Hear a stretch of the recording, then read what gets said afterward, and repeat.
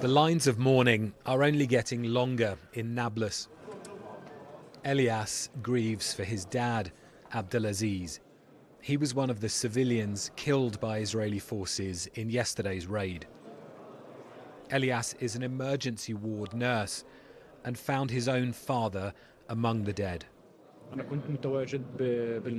I was working the morning shift when there was a code blue and the injured brought in. I opened the curtain to see my father's body. I couldn't believe it. I was in a state of shock. I was waiting for someone to tell me it was a dream, says Elias.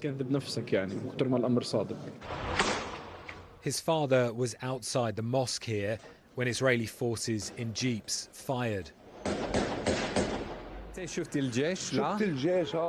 Faras filmed it on his phone. He tells me he saw stone throwers.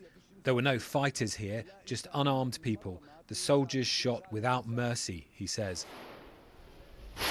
The Israeli army said it was examining the case.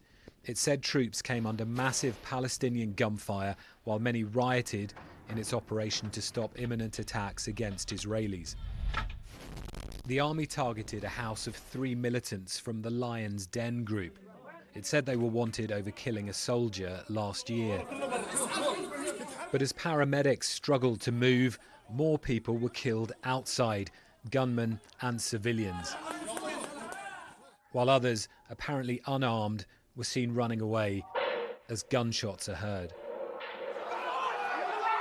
The raid was the most deadly for Palestinians in the occupied West Bank in nearly 2 decades.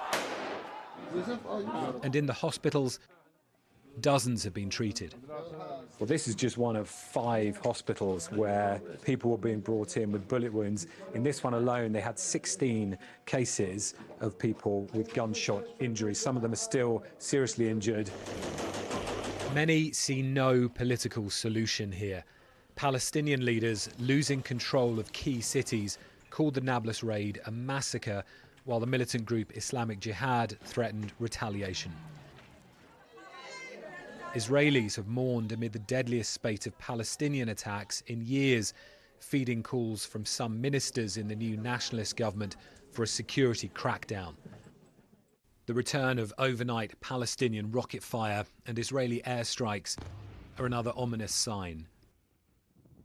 There were US-led attempts to broker calm this week, but they are failing, and the air feels even more volatile. Tom Bateman, BBC News, Nablus.